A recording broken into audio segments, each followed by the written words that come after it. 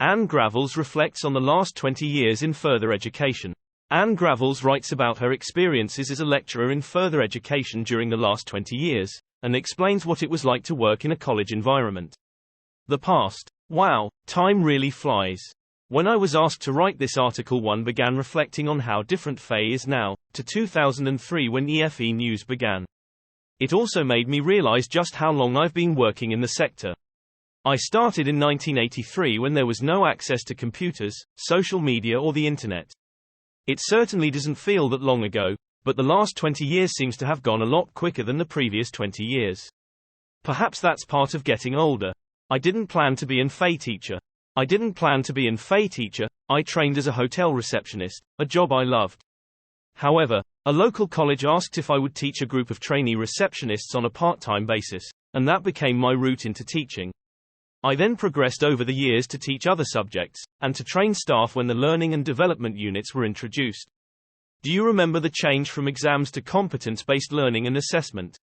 If so, you will remember D32 and D33, the qualifications which assessors of competence-based programs had to achieve. These have changed several times over the years, and are no longer mandatory for assessors in some subject areas. In 2003, Ofsted took on the role of inspections in further education, and my role as the quality systems manager at the college had helped prepare for this.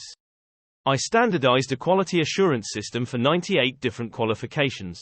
Prior to that, each department, or each member of staff, had used their own system.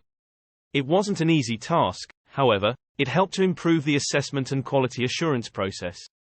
Ofsted still inspects the FE sector, which can put a lot of pressure on staff. I remember the vast amount of evidence and paperwork which was requested was phenomenal. The inspection process has changed over the years, and continues to change, some of you may think for the better, others for worse. It wasn't a requirement back then, for FE teachers to hold a teaching qualification. It wasn't a requirement, back then, for FE teachers to hold a teaching qualification, just to have experience and/or a qualification in the subject they would teach. Apart from a few years around 2007 when it did become mandatory, the same still applies. You might think it a bit odd that teachers in FE don't need to hold a teaching qualification. However, most teachers have worked in industry, and have amazing skills and knowledge to pass on to learners, they just some guidance as to how to do it. I achieved my teaching qualifications whilst working at the college. I found the practical side much more useful than the theory side. I must confess, I struggled with the assignment work, i.e. relating theory to practice. I just wanted to pass my knowledge on in an interesting and interactive way. I soon learned that there was more to my role than just teaching the subject. I remember one occasion when a 16-year-old learner confessed she couldn't tell the time. She had only ever had a digital watch and there were only digital clocks at home. I spent time with her, drawing pictures of clocks and explaining about the big and little hands. 10 years later I bumped into her in the supermarket. She was with her husband and young son. She threw her arms around me and proudly shouted, "This is Anne. She taught me to tell the time." Although a little embarrassing at the time, I had clearly made an impact upon her, and she had never forgotten me or my name. Being a teacher is not just about teaching your subject, it's about treating each learner as an individual, and supporting them however you can. FE teacher training was unsatisfactory. Ofsted's report, The Initial Teacher Training of Further Education Teachers, 2003, declared that FE teacher training was unsatisfactory. This led to new qualifications being introduced from Level 3, does anyone remember, delivering adult learning? In 2006 Lifelong Learning UK, LLUK, revised the teaching standards, and in 2007 all new entrants to the FE sector had to achieve a qualification known as PTLLS, preparing to teach in the lifelong learning sector.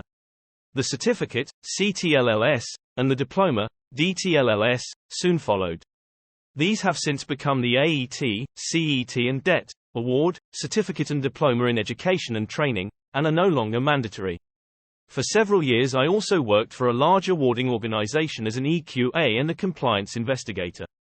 I found these roles fascinating, as I wasn't aware of the bad practice that some centers were involved in. For example, the center who created their learners work for them, and the center that claimed certificates for learners who didn't exist, just to receive funding. It's a bit scary, and I hope that this no longer goes on. It's always best to be honest, and if you feel pressured to take shortcuts, all I will say is don't. You will be found out. Writing a qualification handbook to support the new teaching qualifications. Part of my role with the awarding organization was to help write a qualification handbook to support the new teaching qualifications. I needed to create a recommended reading list, and I realized that there were no suitable textbooks for beginner teachers at level 3. Hence, I wrote my own book in plain English in 2005, and to my surprise, when it was published, it became successful. I took into account my own experiences of struggling with theory as a new teacher, and produced a book which was full of practical guidance. It has since been revised and updated several times to meet the changes to the qualifications. I've now authored, co-authored and edited a further 21 textbooks to help teachers, trainers, assessors and quality assurers. I call myself an accidental author, but I've loved the process. I've adapted extracts from the books as teaching and learning materials for the qualifications, which are available via my website. Qualified Teacher Learning and Skills. In 2007, the Institute for Learning, IFL, took over from LLUK, and brought in a new status for FE teachers called Qualified Teacher Learning and Skills, QTLS. However, back then it was mandatory for all teachers to register with the IFL if they taught on funded programs, and to achieve QTLS status. It's no longer mandatory, but it is good practice. In 2013, the Education and Training Foundation, ETF, was created, replacing the IFL. The Society of Education and Training, SET, was launched in 2015, and is the only body to confer QTLS status. From 2014 to 2016 I wrote a monthly article for EFE News, and I'm told that I am consistently one of their most popular authors, which is wonderful to hear. I've also spoken at many conferences and co-hosted my own events. I love to meet people, hence why my first career was as a hotel receptionist. This is often the case for many FE teachers. They've worked in the subject area which they now teach.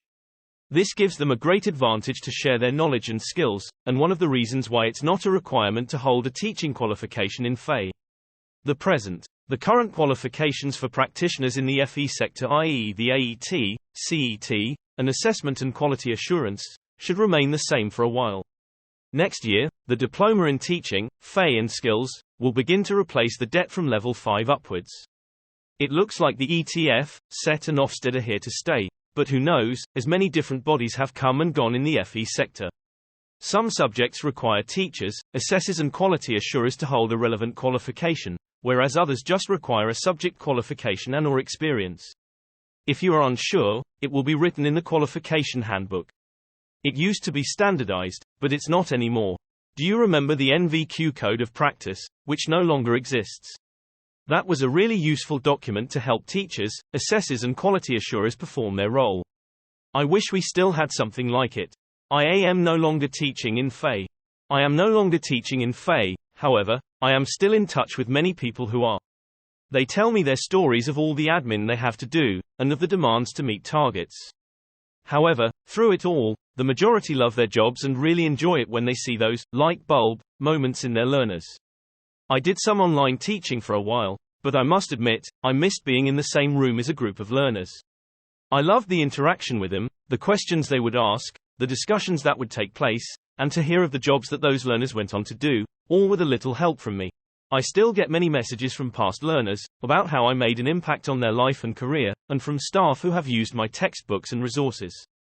This is the lovely part of working in FE, to know that you have made a difference to someone's life for the better. The future one thing seems to be guaranteed in further education, and that is that change will always happen. However, it's important to keep up to date and embrace change whenever possible, perhaps by taking part in activities to improve subject knowledge, as well as the job role. WHO knows what the next 20 years will bring us. Who knows what the next 20 years will bring us? What the sector will be called, how it will be funded, or whether it will be face-to-face teaching or online, a mixture of the two or something yet to be invented. I think COVID taught us that we are very adaptable and can make things work when we have to. Technology is advancing so quickly. I must admit there have been many occasions when I have just been one step ahead of my learners, and have asked for their help if I didn't know something. I remember when I was daunted by the arrival of interactive whiteboards. It's not a weakness to admit you don't know something, and your learners will appreciate your honesty. I also remember spending a lot of time at the photocopier, copying handouts for learners. What a waste of time, energy and paper. Nowadays, handouts can be uploaded to an online platform to be accessed by learners before, during or after a session. Have you tried using ChatGPT to create a session plan or a handout? Give it some information and it will soon come up with something which you can easily adapt. However, with any information gained via the internet, it's best to be cautious as to what's true. Learners could use it to answer essay questions. Would you know if they had written it themselves? There is currently a lot of debate about artificial intelligence, AI, and how it can be used, for good as well as bad. I feel that FE teachers are a catalyst in hundreds of learners' futures and that they will have an impact upon their lives and careers. Hopefully the impact will be positive. However, I'm sure we all remember a teacher who left a negative impact. I clearly remember one who just talked every session, and didn't allow any questions. I didn't learn anything, other than how not to teach. Heading into RETIREMENT, I have loved working in FE, and as I head into retirement, I'm in my 60s, you know. I'm pleased that I've helped so many people over the years. If you are currently a teacher in FE, be one of those teachers who leaves a positive impression on your learners, and one whose name they will never forget. Whatever the future holds for your role, remember that FE gives people a chance, no matter what their age or background, and you can make a real impact on their future. By Anne Gravels, USEFULWEBSITES ChatGPT Diploma in Teaching, FE and Skills. Education and Training Foundation QTLS status. Ofsted Society for Education and Training. Anne has been working in further education since 1983, and writing and editing books for Sage since 2006. She is a Fellow of the Society for Education and Training.